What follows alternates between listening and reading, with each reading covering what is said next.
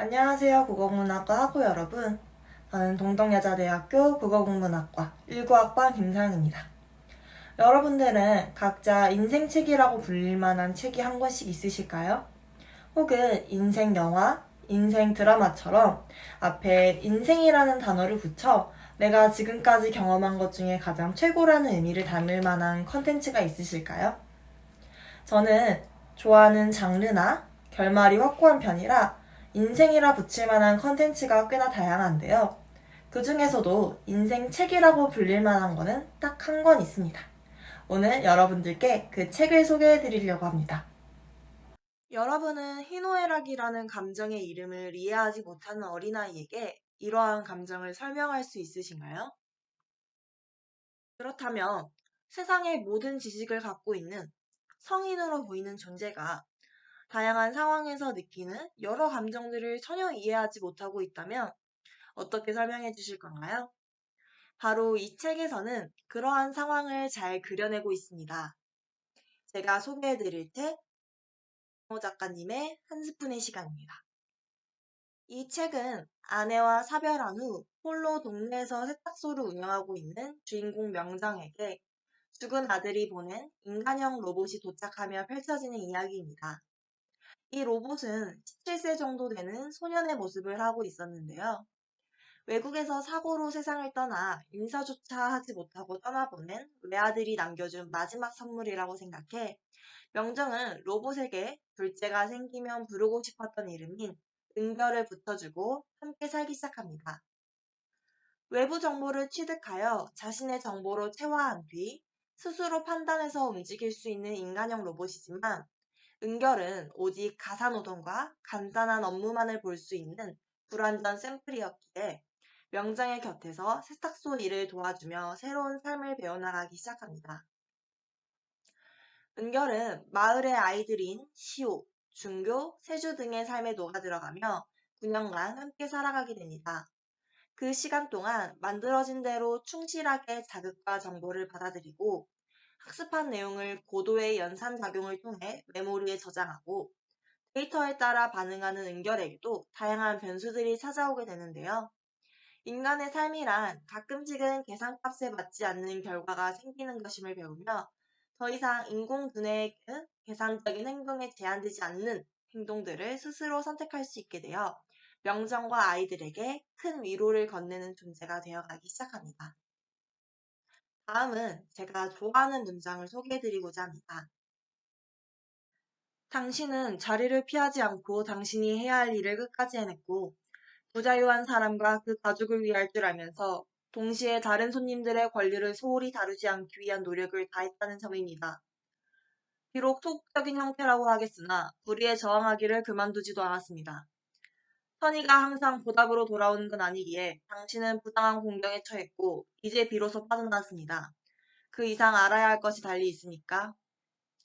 이전에 시오가 불의를 참지 못하고 행동했다가 공경에 처한 이야기를 10페이지 가까이 서술한 부분이 있는데 그렇기에 이 문장이 더욱 마음에 들었습니다.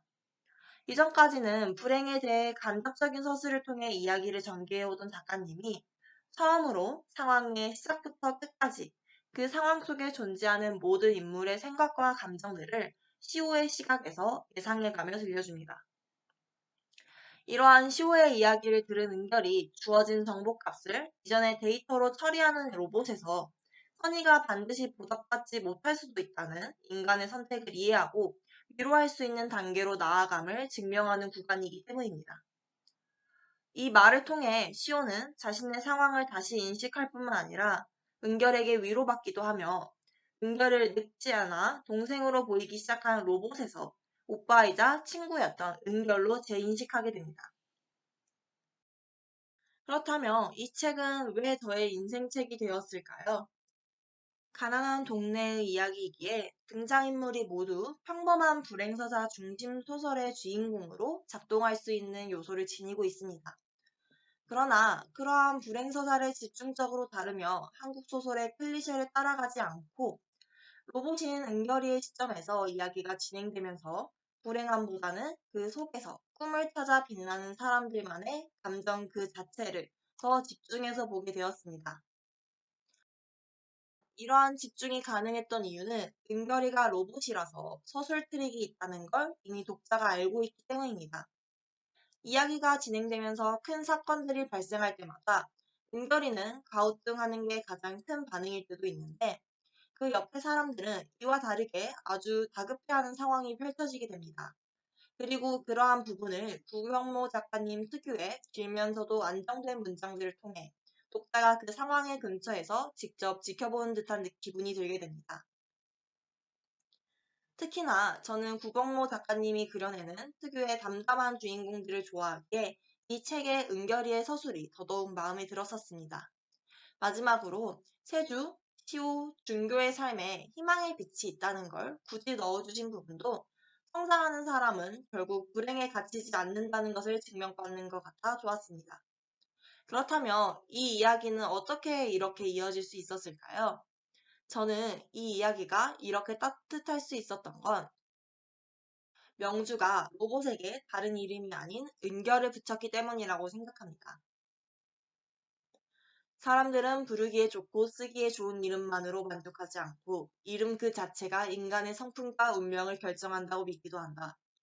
그래서 좋은 이름을 짓기 위하여 이름 잘 짓는 유명한 장명가를 찾아가고 일이 잘 풀리지 않고 생활이 어려우면 이름의 탓으로 생각하여 개명하는 사람도 있다.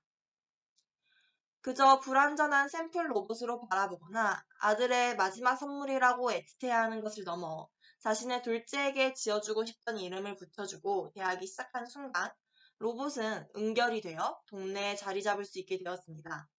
그리고 은결은 이웃 아이들에게 세탁소 로봇에서 은결이라는 이름을 가진 친구가 되었고 마침내 명정이 그랬던 것처럼 가족이 되어주기도 합니다.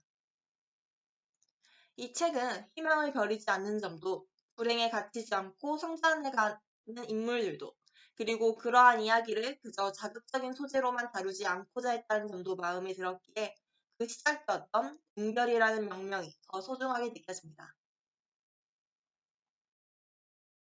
여러분도 모두 자신만의 이름을 갖고 있을 겁니다. 고유명사인 본명일 수도 있고 누군가의 딸, 누군가의 친구와 같은 단어가 될 수도 있습니다. 은별이 은별이라는 이름을 통해 감정을 배우고 희망을 배워간 것처럼 자신에게 붙여진 이름의 가치와 이름을 통해 살아가고 있는 자신만의 삶에 대해 다시 생각해보고 앞에 놓여진 희망을 잡을 수 있는 사람으로 성장하고 싶으신 분들에게 이 책을 추천합니다. 마지막으로 책에는 이 책이 앞서 말씀드린 다양한 이유들로 인해 인생책이 되었고 지금까지도 많은 사람들이 책 추천을 해달라고 하면 첫 번째로 이 책을 추천하곤 합니다. 여러분에게도 이러한 인생책이 있으신가요? 여러분의 인생책에 대해서도 들을 수 있길 바라며 이상으로 1시분의 시간 북리뷰를 마치겠습니다. 지금까지 국어국문학과 19학번 김서영이었습니다. 감사합니다.